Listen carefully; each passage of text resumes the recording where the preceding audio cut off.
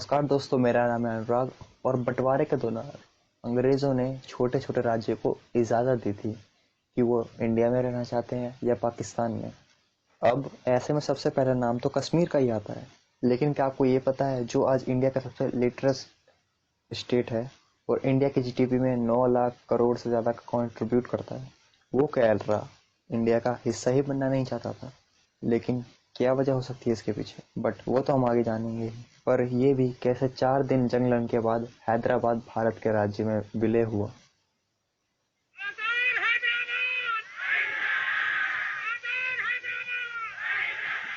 और ऐसी ही एक जंग लड़ी गई थी स्वराज के एक राष्ट्र के साथ, जिसके राजा ने अपने राज्य को सुमड़ी में पाकिस्तान को बेच दिया था।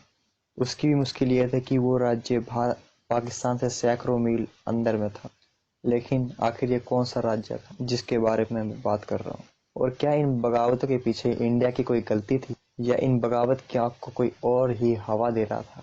आइए जानते हैं हमारी आज की वीडियो में फ्रेंड्स, इंडिया के सुनहरे इतिहास की कहानियां, जिसका टाइटल है state the refuse the join India then joined India. सबसे पहले बात करते हैं उस राज्य की जो आजादी के बाद भारत का सबसे बड़ा दुश्मन था, तैनवैन कोर, जिसने 1947 में भारत का हिस्सा न बनने से सबसे पहले इनकार किया था और अपना एक स्वतंत्र राज्य बनाने का निर्णय लिया।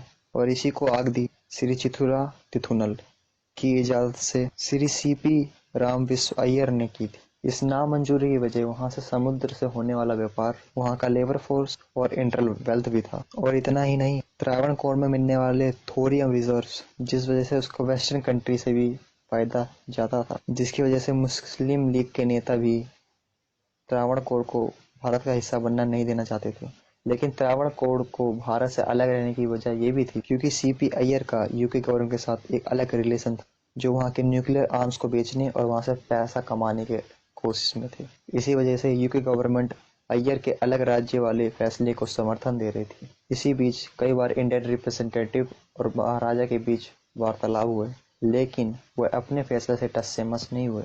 जिसके बाद केरला सोशलिस्ट पार्टी के एक यूथ ने महाराजा स्वाति थिरुनाल के अवसर पर सीपी की हत्या करने की ठान ली। लेकिन जब मामला और पेचीदा होने लगा और हत्या तक पहुंच गया, तब द ग्रेट माउंटबेटन से सलाह मशवरा करने के बाद सीपी रामास्वामी अय्यर ने 30 जुलाई 1947 को भारत का हिस्सा बनने स्वीकार कर ली, जिसके मुताबिक ट्रावणकोर का घरेलू राज्य पहले जैसा ही था, लेकिन उसके सभी फॉरेन पॉलिसी और डिफेंस भारत के हाथ में आ गए थे। लेकिन इसके बाद भी ट्रावणकोर बिना भारत की इजाजत के भी फॉरेन ट्रेड कर सकता था। लेकिन आखिर में थक हार कर उन्हें 1949 में भारत का हिस्सा बनना ही पड़ा, जो 1956 में कोची से मिलकर केरला बन गया था। और दो राज्य को एक राज्य बनाने का सौदा इंडिया गवर्नमेंट को इतना प्रॉफिटेबल हुआ कि आज केरला की इकोनॉमी इंडिया की लास्ट थर्ड लार्जेस्ट इकोनॉमी है, जो इंडिया की जीडीपी में हर साल 9 लाख करोड़ का कंट्रीब्यूशन करती है। अब बात करते हैं भाई लोग एक ऐसे राज्य की जहां मुस्लिम आबादी पे हिंदू राजा ने राज किया।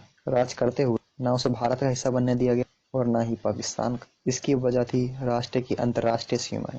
लेकिन आजादी के बाद सभी रियासत या तो पाकिस्तान का हिस्सा बन रही थी या तो हिंदुस्तान का, जबकि अंतर्राष्ट्रीय सीमाओं के कारण महाराज को ये गवारा नहीं था और इसलिए उन्होंने भारत और पाकिस्तान दोनों से एक समझौता आच्छादित कराते हुए उनसे कहा था कि कश्मीर फिलहाल किसी भी देश का हिस्सा नहीं है, स्वतंत्र रहना चाहेगा। पर पाकिस्तान अपनी नीयत को काबू में नहीं रख पाया। समझौता साइन करने के बाद भी उसने कश्मीर पे हमला कर दिया, जिसमें हजारों आदिवासी पठानों की मौत हुई थी। और इस मुश्किल से निकलने के लिए महाराजा ने भारत से मदद मांगी। वहीं सिचुएशन को देखते हुए governor general of India Lord Mountbatten ने कि वो भारत की सेना भेजने से पहले ही भारत का हिस्सा बन जाए, क्योंकि वो जानते थे कि सभी रियासतों में हिंदू आबादी अधिक थी, जिससे उनका हिंदुस्तान में मिलना ही सही बताया गया। और बीच पसदार में फंसे राजा के पास और क्या ही चाह रहा था, इसलिए राजा ने 26 अक्टूबर 1947 को भारत में मिलाने का समझौता हस्ताक्षरित कर दिया। विलय पत्र पर जम्मू कश्मीर के सभी इलाकों को इंडिया में शामिल कर दिया, जिससे भविष्य में कोई भी गड़बड़ ना हो। इसलिए 6 फरवरी 1954 में इसे जम्मू कश्मीर के संविधान में ही लिख दिया गया, जिसके बाद से आज तक जम्मू कश्मीर भारत और पाकिस्तान के बीच लड़ाई की एक वजह बनी हुई है।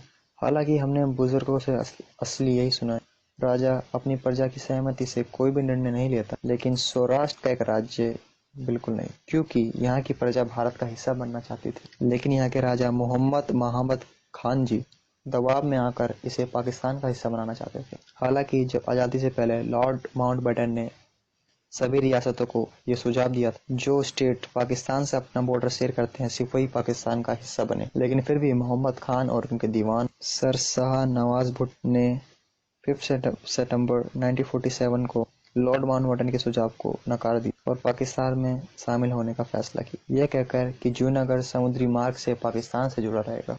वहीं दूसरी तरफ नवाब के इस फैसले का विरोध करते हुए जूनागढ़ के अधीन 2 राज्य मंगरोल और बवारियाबाद अपनी स्वतंत्रता घोषित कर दी और उन्हें भारत में शामिल कर दिया, जिसके बाद गुस्से में आग उबले हुए नवाब ने इन दोनों राज्यों पर अपनी सेना भेजकर कब्जा कर लिया। ये सभी कार्य जूनागढ़ के आसपास की रियासत को बहुत दंडनीय लगे, जिसके लिए उन्होंने इन राज्यों को मुक्त करने के लिए अपनी सेना तो भेजी ही, साथ ही भारत सरकार से मदद की गुहार लगी, क्योंकि भारत सरकार बहुत अच्छे से ये जानती थी कि अगर जूनागढ़ पाकिस्तान का हिस्सा बन गया जिससे पाकिस्तान में जातिवाद और तनाव की स्थिति बढ़ जाएगी, और इसी वजह से सरकार ने बड़े कदम उठाए और मंगलोर और बवारियाबाद में अपनी सेना भेज के उस पर कब्जा कर लिया। और भारत सरकार के कब्जा करते नवाब और उनके दीवान भुट्टो दोनों पाकिस्तान भाग गए और फिर जिसके बाद 9 नवंबर 1947 को जूनागढ़ को अपने कब्जे में लेकर वहां एक नया गवर्नर नियुक्त किया, जिसने रियासत के आखिरी फैसले के लिए चुनाव करवाया, जिसमें 91% पीपल ने भारत का इच्छा बनना चाहा। अब इसे लोगों की बहुमत का ही नतीजा कह सकते कि 28 जनवरी 1947 को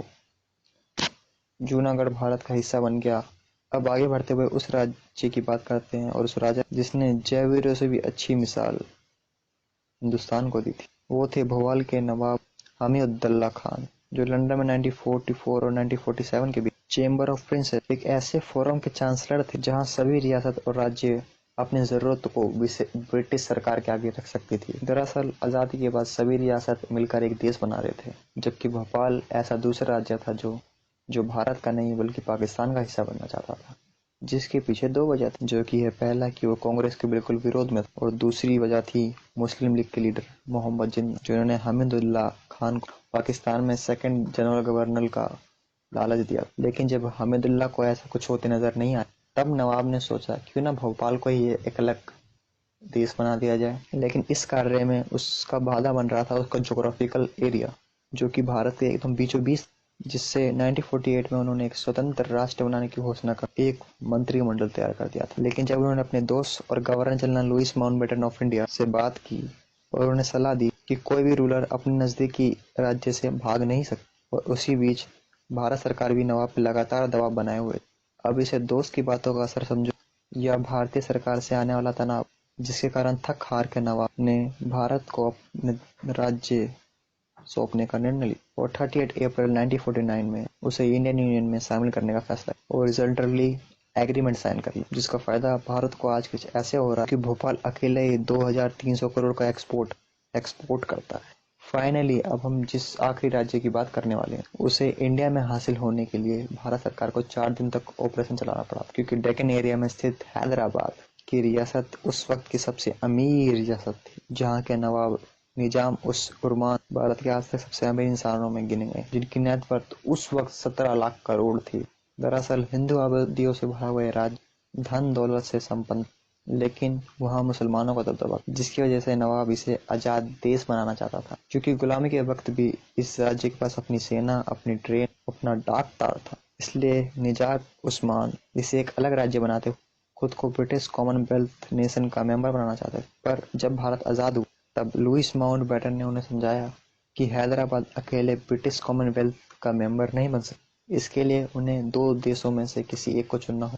पर काफी समझाने के बाद भी नवाब किसी फैसले पर पहुंच ही नहीं रहे थे। नतीजन हैदराबाद में हिंसा और विरोध बढ़ने लगा था। ऐसे नवाब ये सब इसलिए भी खत्म नहीं करना चाहते क्योंकि उन्हें जिन्ना का समर्थन मिला था, जिन्होंने निजाम को मुसलमानों की वचन का वादा किया था। वहीं दूसरी तरफ भारत सरकार ये सब शांतिपूर्ण तरीके से खत्म करना चाहती थी, जबकि सरदार वल्लभ भाई पटेल के लिए आजाद हैदराबाद इंडिया की गर्भ में कैंसर की तरह था, जिसकी वजह थी उससे पाकिस्तान से मिलने वाला समर्थन। ऐसे में अगर भारत के साथ कुछ भी गलत होता तो इंडिया अपने घर में ही दुश्मन को पनाह देता। इसलिए जून 1948 में लुईस माउंटबेटन ने इस्तीफे के फौरन बाद कांग्रेस गवर्नमेंट ने इस लड़ाई को हमेशा के लिए खत्म करने का निर्णय लिया। सितंबर 13, 1948 को ऑपरेशन पोलो चलाते हुए भारतीय सेना को हैदराबाद भेजा, जहां 4 युद्ध के बाद हैदराबाद को अपने कब्जे में कर और निजाम को सेना के सामने अपनी हार स्वीकार करने के लिए हैदराबाद का नया गवर्नर जनरल बना दिया। इस परिणाम के फलस्वरूप हैदराबाद तेलंगाना के साथ ही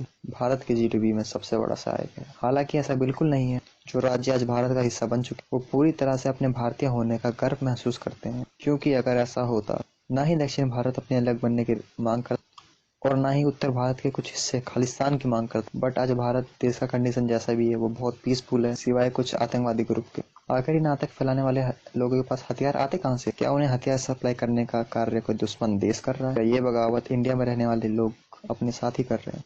आपकी क्या राय है फ्रेंड्स इस बात पर? इसी के साथ ही अगर इस वीडियो से कुछ नया सीखने को मिला तो एक लाइक जरूर ठोकना और मेरे चैनल को सब्सक्राइब कर लो, जिससे अपने नॉलेज को बढ़ाते रह सको। एंड ऑफ द एंड दोस्तों, जय हिंद।